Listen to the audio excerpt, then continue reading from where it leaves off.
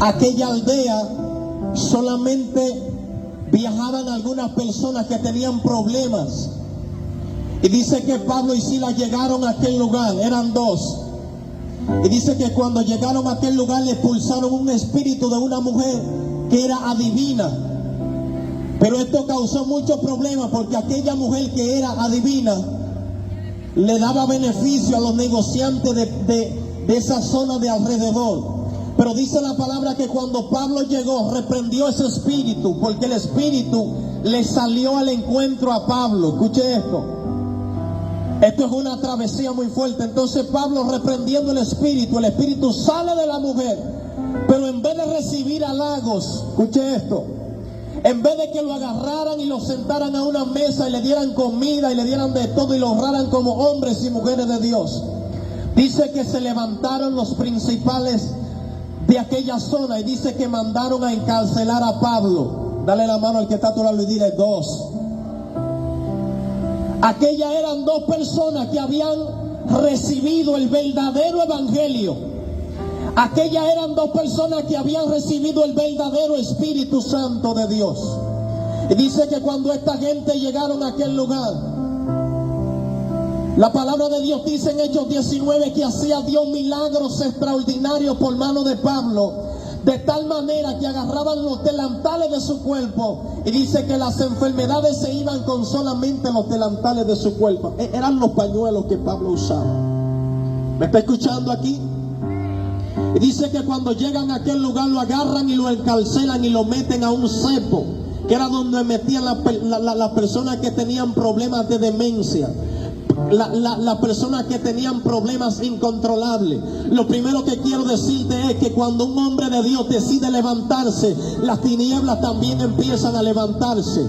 Cuando un hombre de Dios decide caminar bajo la voluntad de Dios, las tinieblas dicen: hay que detenerlo. Gloria a Dios. Por eso la Biblia dice: hiere al pastor y las ovejas serán dispersadas, dando a entender que aquellos que se levantan a favor del reino de los cielos, las tinieblas también se van a levantar a quererlo sonsacar, a querer romper aquella comunión que tienen con su Padre. Pero todo estaba tranquilo. Ok, agarraron y metieron a Pablo a la cárcel, pero dice, gloria a Dios, que Pablo no se quedó tranquilo. Dice que le amarraron los pies. ¿Por qué? Satanás no quería que él caminara. Satanás no quería que él siguiera predicando el evangelio. Y el diablo dijo: bueno, vamos a amarrarle los pies, vamos a encadenarlo de brazos, vamos a meterlo a la cárcel. Pero ¿sabe qué? Pablo entendía que aunque su cuerpo estaba amarrado, su boca tenía poder, y él sabía que el Espíritu de Dios se movía a través de las alabanzas. Pero no tan solo eso,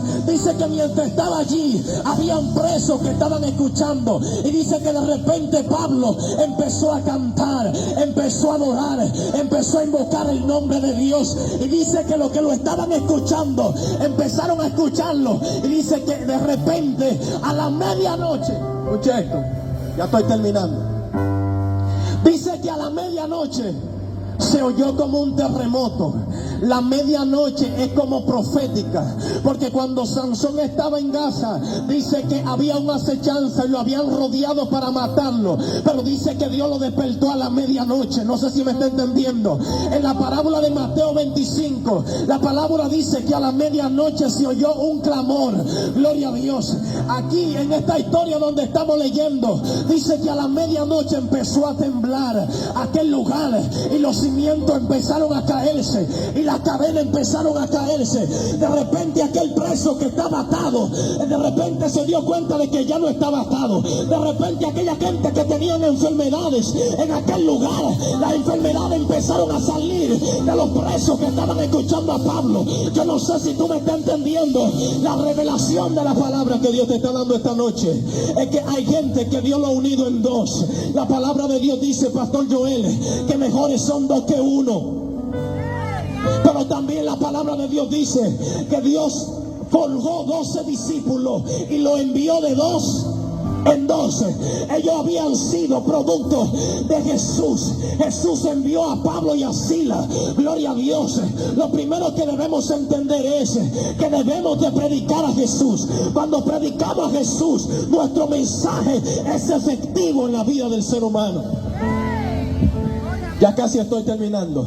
Dice la palabra que aquellos hombres empezaron a predicar, empezaron a orar, las cadenas se estaban cayendo, todo allí se estaba estremeciendo, cosas grandes estaban pasando, pero eso no se quedó ahí. Gloria a Dios para siempre. Escuche esto, hay gente que Dios lo vino a despertar, hay gente que el diablo lo marcó en los años anteriores, pero lo que yo te vine, la esencia de la palabra es que si 2 o 3 aquí se ponen de acuerdo en este sector, no tienen que venir un gran número, con solamente 2 que se levanten, hermano Guayabo tiembla, con solamente 2 personas llenas del poder y de la gloria de Dios, esto empieza a temblar, porque esto no depende del que corre, ni depende del que quiere, sino del que Dios tenga misericordia, y donde hay 2 o 3 reunidos en su nombre, allí hay libertad.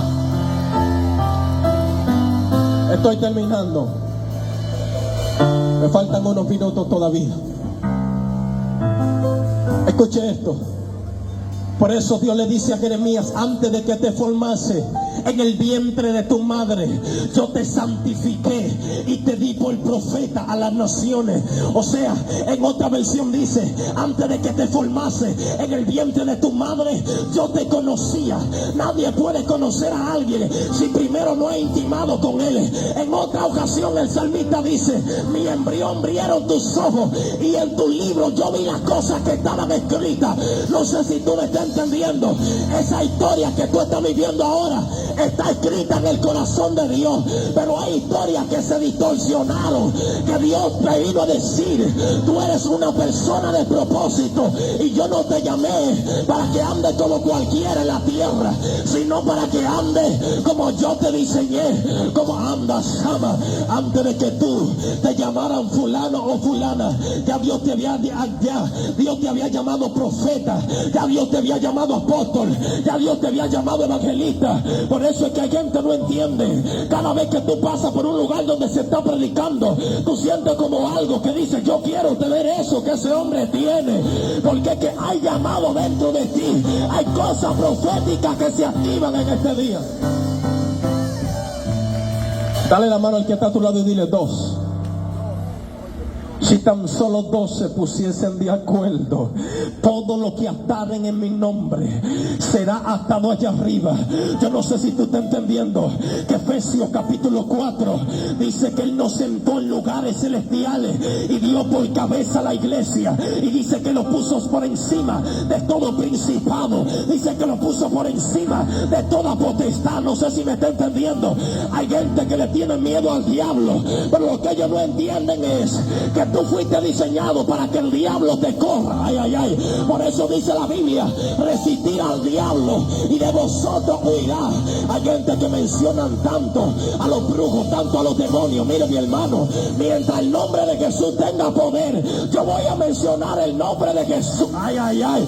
Mientras el nombre de Jesús tenga autoridad, yo le voy a seguir adorando. Entonces Dios anda buscando verdaderos adoradores que le adoren en espíritu y en verdad.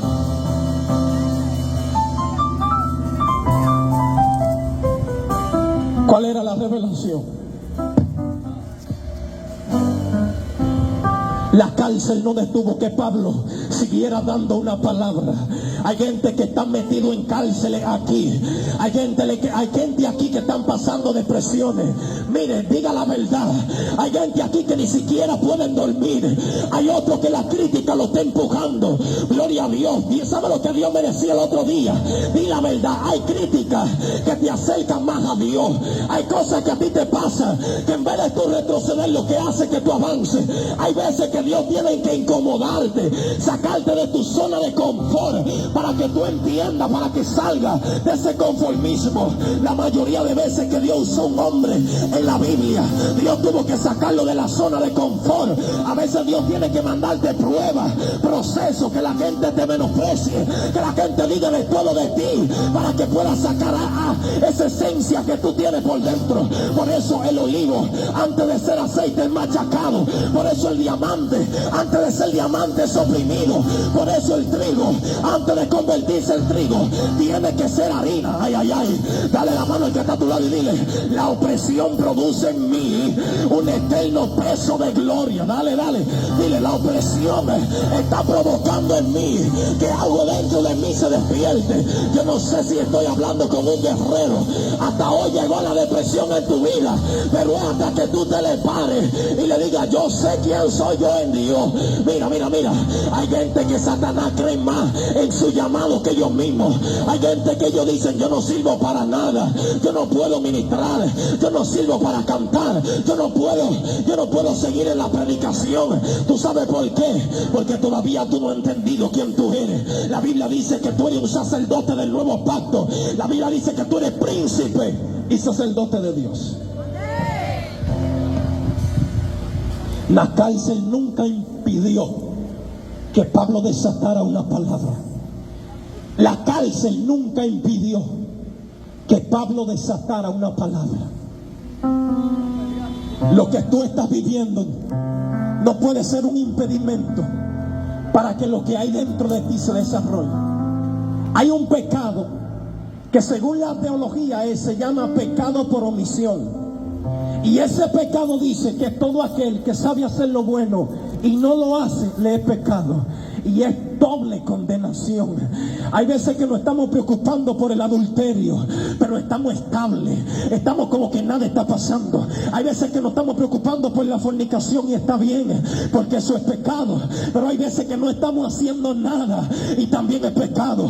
Mateo 25:41 dice: por cuanto tuve hambre y no me diste de comer, por cuanto tuve sed y no me diste de beber, por cuanto fui forastero y no me recogiste, por cuanto estuve desnudo y no me cubriste, enfermo y en la cárcel y no viniste a mí.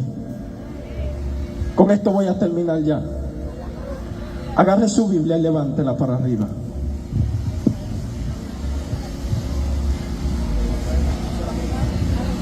Algún día, escuchen esto los impíos que me están escuchando, la gente que no son cristianos.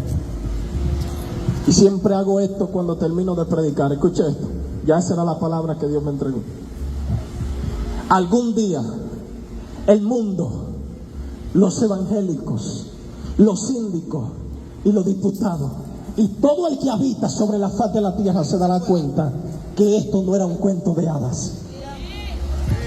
Algún día, aquello que... Mire, escuche esto.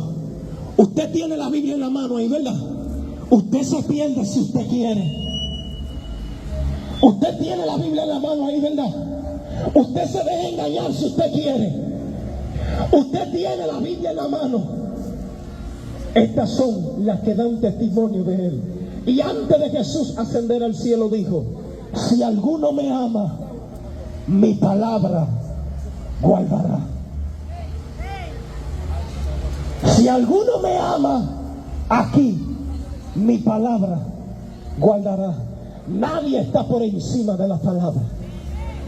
Nadie. Dice que ni un ángel que venga con otro evangelio usted lo reciba. Dios le bendiga, Dios le guarde. Amado, venga. Hasta aquí mi parte.